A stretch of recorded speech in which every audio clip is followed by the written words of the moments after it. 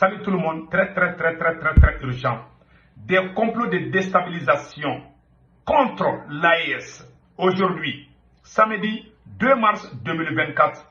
Mes chers amis, voilà un officier supérieur de l'armée malienne qui a écrit un livre et dans un paragraphe, il accuse l'armée malienne. Lui-même, il est soldat malien, il accuse sa propre armée. Je vais vous laisser écouter d'abord, après on va donner des détails.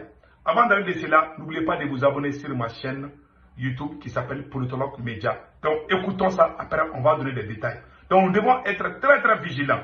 Les complots peuvent venir partout. Voilà. Maintenant, je vais vous laisser écouter tout de suite. Le ministre de la Défense et des anciens combattants a appris avec stupéfaction la publication du livre intitulé Mali, le défi du terrorisme en Afrique. L'auteur du dit livre se trouve être le colonel Alpha Yaya Sangaré, officier des forces armées maliennes. La dédicace du livre a eu lieu le samedi 24 février 2024.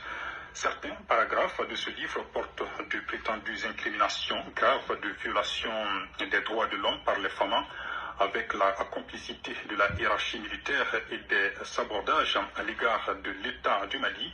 Le ministre de la Défense et des anciens combattants dénonce et se désolidarise des fausses accusations à l'encontre des femmes et constate avec regret que la procédure et le processus de validation de publication de l'ouvrage n'ont pas été respectés, contrairement aux précédentes publications.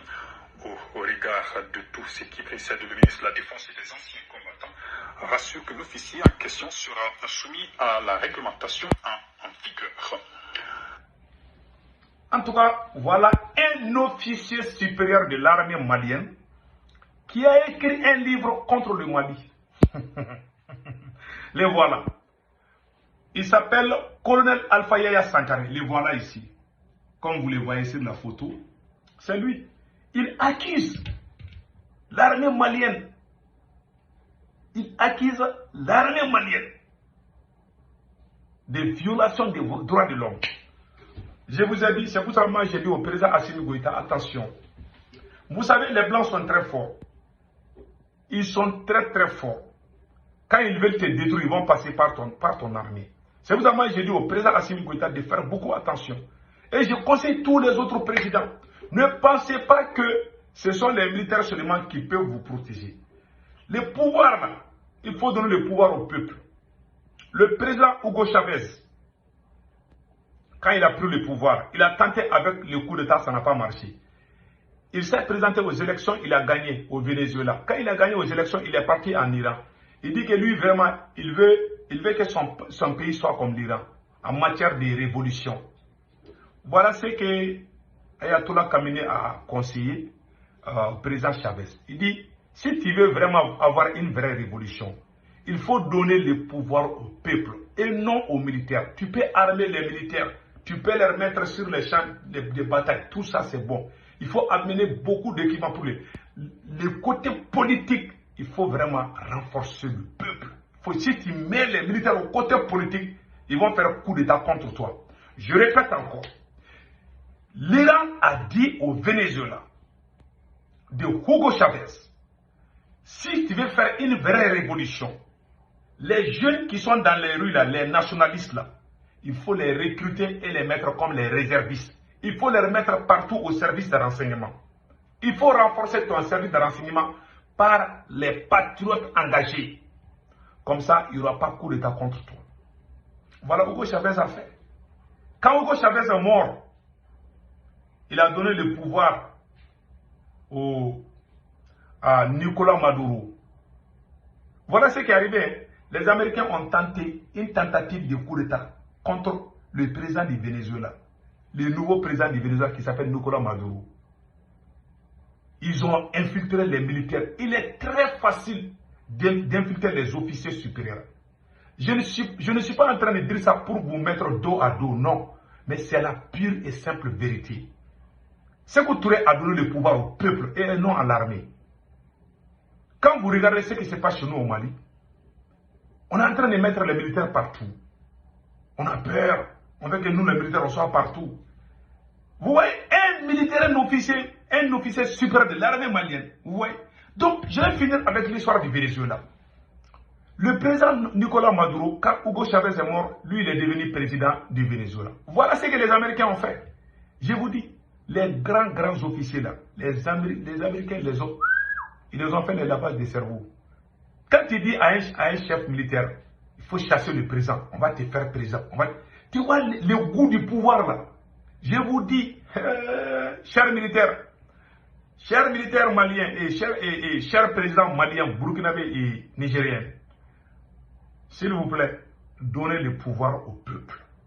Armez les forces armées maliennes. Le côté politique, il ne faut pas trop impliquer l'armée. Il ne faut pas trop impliquer les... Tu vois, il faut vraiment bien équiper l'armée. Le rôle de l'armée, c'est la défense de la patrie. Si vous enlevez les gens et puis les mettre aux alentours là, ils vont faire coup d'état. Je ne suis pas en train de créer la confusion, mais c'est une réalité. Ça s'est toujours passé.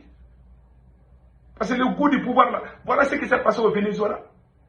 Les Américains ont perdu beaucoup d'officiers supérieurs. Le coup d'état était presque acté. Qu'est-ce qui s'est passé?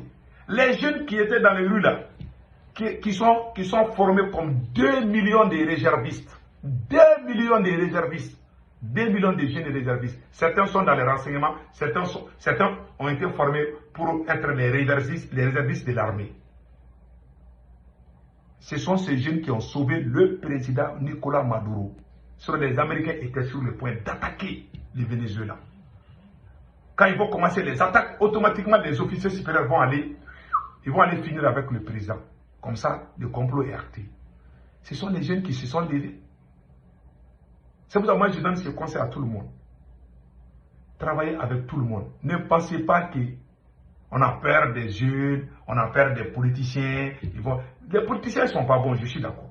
Mais la jeunesse consciente, il faut les rapprocher de vous. Il faut les mettre dans les renseignements. Ceux qui sont fous du pays là, il faut faire des enquêtes morales.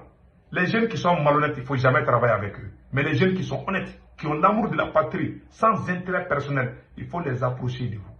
Vous n'allez pas regretter. C'est le conseil que je vous donne à tout le monde. Voilà maintenant, lui qui est l'officier supérieur de l'armée malienne, il écrit un livre et puis il montre dans ce livre que le Mali a violé les droits. Qui ose faire ça? En tout cas, on conseille le président Assimi, le président Ibrahim Traoré et le président général Tchani vraiment de se rapprocher de leur jeunesse. C'est la meilleure solution pour sauver nos pays. Oui, il y a tout le temps coup d'état. Quand certains militaires viennent au pouvoir, ils pensent que s'ils amènent leurs camarades militaires là, qu'ils sont sauvés. Vous n'êtes pas sauvés. Il faut amener les bons citoyens à côté de vous, qu'ils soient militaires ou pas. Celui qui est bien, qui aime le pays, il faut lui rapprocher de vous. C'est comme ça qu'on va construire une bonne nation. Mais si vous regardez là, lui c'est mon parent là-bas, là, lui l'autre là c'est mon cousin là-bas, là. Si vous partez dans ça va créer la confusion et la frustration. Et ça va se terminer par d'autres coups d'État. On ne veut plus de coups d'État dans l'espace AES. Si jamais il y a coup d'État dans l'un de ces pays-là, on est foutu. On ne veut plus ça. Vraiment, mieux vaut prévenir que guérir. Voilà pourquoi je dis au président Assimi Goïta, il faut faire un dialogue tête à tête avec la jeunesse malienne. Et je ne vois personne au Mali qui vous aime, monsieur le président, plus que le premier ministre Choguel Kokala Maïga. Ce vieux vous a aimé. Ce vieux est en train de tout faire pour sauver cette transition. Mais il y a certains militaires parmi vous-même qui ne veulent même pas le changement. Je le dis, je vais le dire même en chinois. C'est la pure et simple vérité. Il faut faire attention. Je ne suis pas en train de parler pour vous mettre dos à dos. Mais on a trop supporté. Bon, il faut qu'on parle maintenant. On ne peut plus voir ça parce que nous sommes en train d'aller droit au but. On ne peut plus. Il faut qu'on parle. En tout cas, on ne vous dit pas de faire la guerre contre vos camarades militaires. Il faut travailler en toute sincérité avec le prime Choguel Kokala Maïga. Il est celui qui peut sauver vous tous, je le dis bien, toute l'armée malienne. Le prime Choguel Kokala Maïga a fait son combat pour la défense de l'armée malienne bien avant le coup d'État. Il a écrit un livre où il défend l'armée malienne, où il danse la politique française. 2 ou 3 mois après la sortie de son livre, il y a eu la révolution au Mali. C'est un autre héros. Il y a des militaires qui ne l'aiment pas parce qu'ils veulent travailler avec l'ancien système. Vous le savez autant que moi. Monsieur le Président, il est temps de vous réveiller. Voilà un officier supérieur de l'armée malienne qui écrit contre vous-même. qui dit que que la France a raison, que c'est vous qui avez violé les droits. Ça, c'est un acte très grave. Donc ça, c'est une leçon à prendre. Donc, mes chers amis, c'était ça. Passez un excellent week-end. Ciao, ciao.